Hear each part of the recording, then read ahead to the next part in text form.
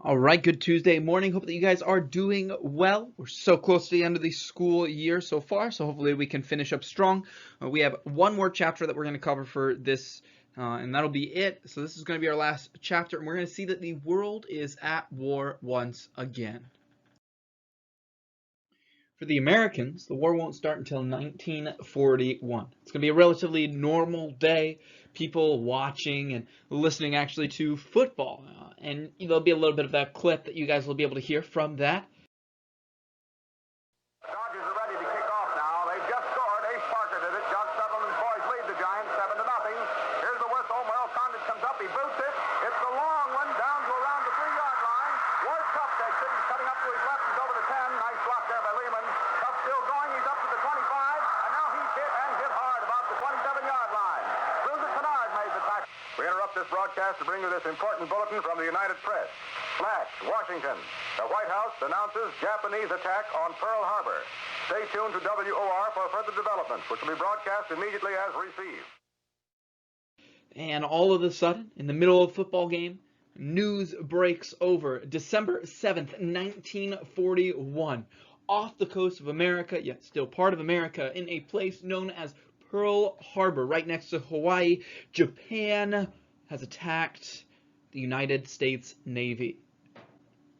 The world was already fighting for a second time. America decided that they weren't going to get involved, and yet this time, personally, they are attacked, which is going to force them to enter the war. Now, obviously, I fast-forwarded so far. So what was going on before the Pearl Harbor attack? What about the years leading up to it? How had Germany recovered from the disaster that they were in? And we're going to look at all of that in just a little bit. Europe had changed quite a bit since we've last looked at it. There were dictatorships stretching throughout many of the powerful countries. Stalin was ruling in Russia during this time period. He had taken over from Vladimir Lenin, who kind of was the one that led Russia out of World War I. You're going to have Hitler, Adolf Hitler, within Germany. He's going to lead Germany back into power before World War II. Mussolini, Italy. Mussolini is going to be ruling in Italy, and he's going to be the head or the face of fascism within Italy. And then in Japan, you're going to have the emperor as well as military dictator Hirohito and Tojo.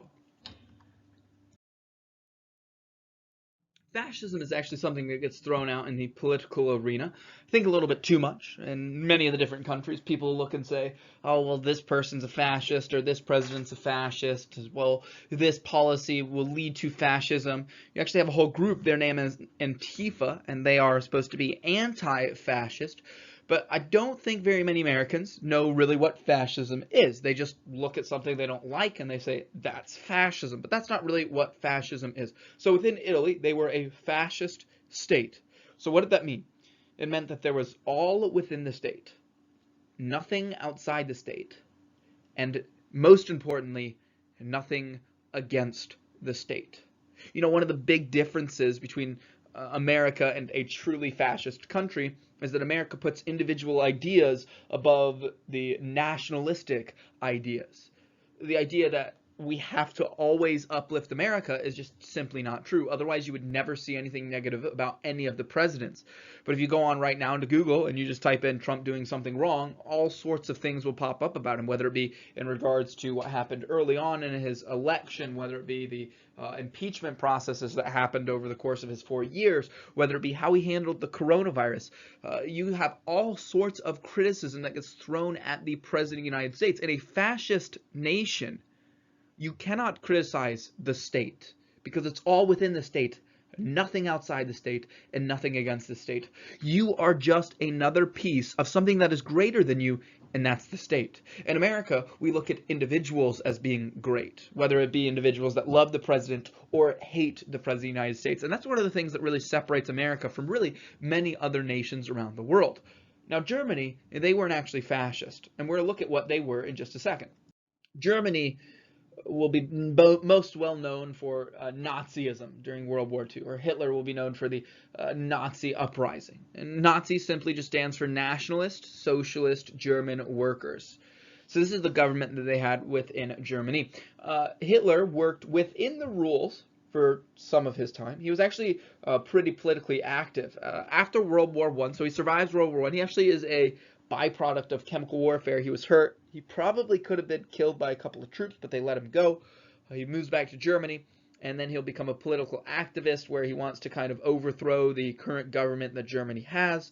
He'll actually host a protest where he gets arrested and thrown into jail, where he's going to write his story, Mein Kampf, which means my struggle. And then once he gets out, he starts to piece things together to create the political organization that he wanted to exist. And the organization was all about Germany, uniting Germany, making Germany stronger, creating this Germany that used to exist. I think that this is why some people with Trump's presidency, the first campaign slogan that he had, you know, make America great again, looked and said, oh, well, that's what Hitler said, or different things like that.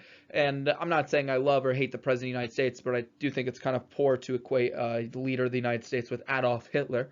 But then again, he was, Hitler, that is, one of the greatest political leaders of all time, as he managed to rally a whole country around him. There were two things that he hated. Number one is actually communism. Hitler did not like communism at all. This is actually why he didn't get along with Russia very well. Now, he's going to make the secret agreement with Stalin, but we'll get there in a little bit, so I don't want to get ahead of myself. And then, secondly, he hated the Jews. All sorts of theories to why he hated the Jews. We're not exactly sure why he hated the Jews.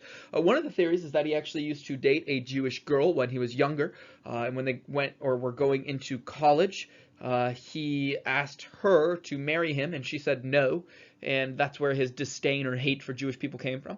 I think that as you looked at the average person in Germany, they were suffering, and one of the groups that was suffering less were the Jews, as they had some of the financial control within all of Europe during that time period. If we go all the way back to World War I, there's what's called the Balfour Declaration. Essentially, England ran out of money in 1917, and they borrowed a whole bunch of money from the Jews, and in return, the Jews were given Palestine. And obviously, that doesn't become a country. Palestine doesn't become Israel until 1948.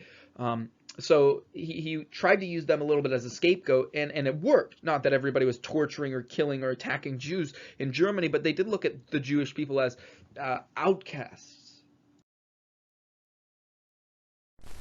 Du meine Arbeit für richtig hältst, ob du glaubst, dass ich fleißig gewesen bin, dass ich gearbeitet habe, dass ich mich in diesen Jahren für dich eingesetzt habe, dass ich anständig meine Zeit verwendet habe im Dienste meines Volkes. Gib du jetzt deine Stimme ab. Wenn ja, dann tritt für mich ein, so wie ich für dich eingetreten bin. Within Japan, it's essentially just going to be run by the military, although ultimately Tojo was responsible to Hirohito, who is going to be the emperor during this time period. I think it's kind of difficult for Americans to understand what an emperor actually is, because they're not somebody like the President of the United States. They are much closer to a king or a queen type figure, except you can add on to the fact that they are almost equated to God, very similar to how the Roman emperors would have been equated. That's kind of how the Japanese emperor would have been equated. So the military ran the country, and anything outside of that is going to be dealt with by Hirohito. What about the Soviet Union, or Russia? So obviously they become known as the Soviet Union during this time period. Throughout the 1920s all the way into the 1940s, there's going to be lots of Russian revolutions, revolutions in favor of communism, revolution against communism, and obviously the one that brought communism to rise succeeds, and all other revolutions get put down. One of the big things that the government immediately does is they enact what becomes known as collectivization. This is where the government will actually start taking individuals' lands and dividing it up for themselves, or essentially choosing, hey, this is what you get to do with the land. Now, I think it's difficult for Americans because, once again, we don't really understand. This is outside of our knowledge or experience. We don't understand what having a communist government looks like. Collectivization is dangerous, as it proved to be in both Russia and China, because the government doesn't always make the best decisions, or they are not necessarily the most efficient. And so in Russia's case right here, the Russians were already capable of distribution and food and different things like that, and the government stepping in just slowed down the process, which led to the starvation among thousands and thousands of people. And it's actually going to get much, much worse when Stalin takes over, especially during World War II, as you get to something known as the gulags and different things like that. But as we go back to Hitler for just a second, I think the first question is, how did he come to power? And so there's going to be a brief video on how he came to power. That'll take place after this right here. But he did inspire Germans through the making Germany powerful. And he did this through really three things that we're going to look at tomorrow. The first one was militarizing the Rhineland. He successfully managed to take that piece of territory, and we're going to look at why that's significant tomorrow. He managed to annex Austria, which according to the Treaty of Versailles was illegal, but he did it anyways. Once again, kind of strengthening Germany's position, as well as using this as an opportunity to test where France and England both stood on the issues that they had originally created 15, 20 years ago. And then the third one is going to be the taking of the Sudetenland. Once again, kind of controversial on whether it belonged to Germany or didn't belong to Germany, but ultimately he's going to move in there, and then finally with his invasion of Poland, which is we're going to look at much, much later, World War II will break out.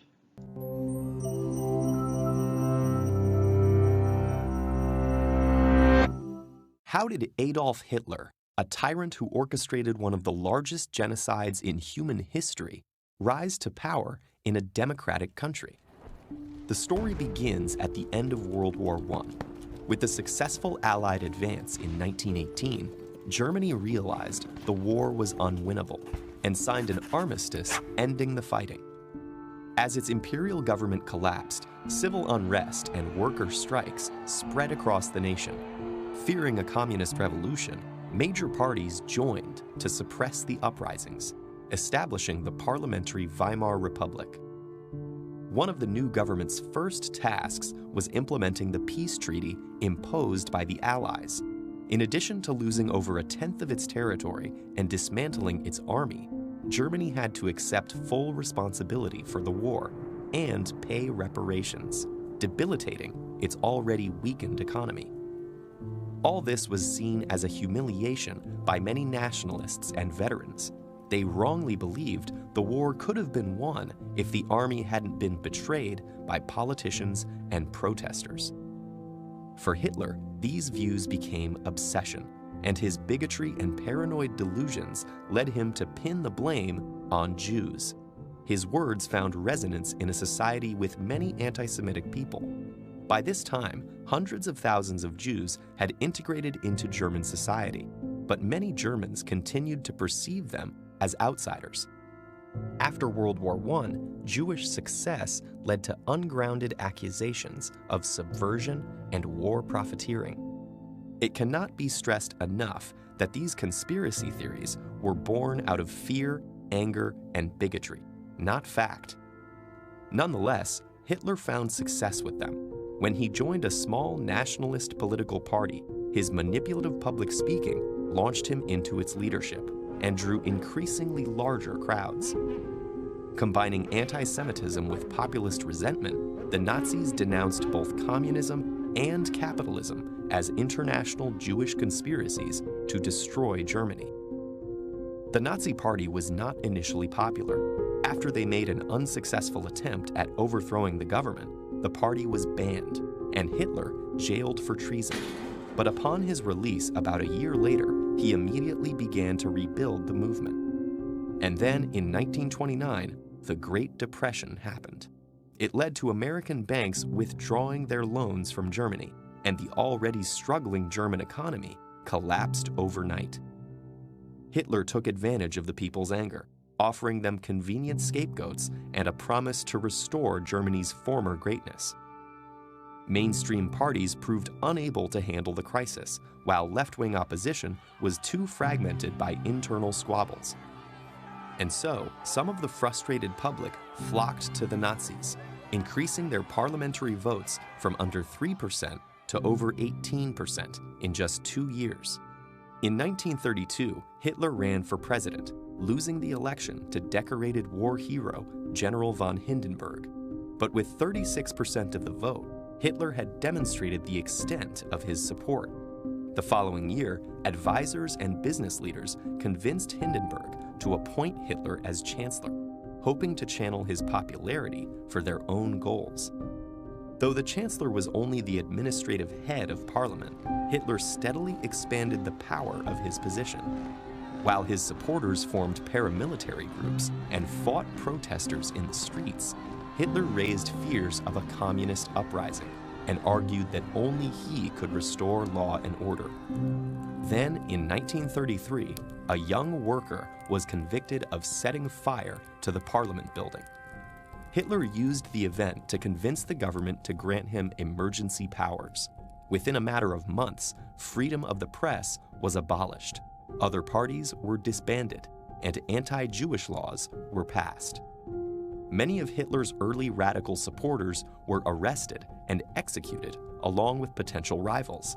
And when President Hindenburg died in August 1934, it was clear there would be no new election. Disturbingly, many of Hitler's early measures didn't require mass repression. His speeches exploited people's fear and ire to drive their support behind him and the Nazi Party. Meanwhile, businessmen and intellectuals wanting to be on the right side of public opinion endorsed Hitler. They assured themselves and each other that his more extreme rhetoric was only for show. Decades later, Hitler's rise remains a warning of how fragile democratic institutions can be in the face of angry crowds and a leader willing to feed their anger and exploit their fears.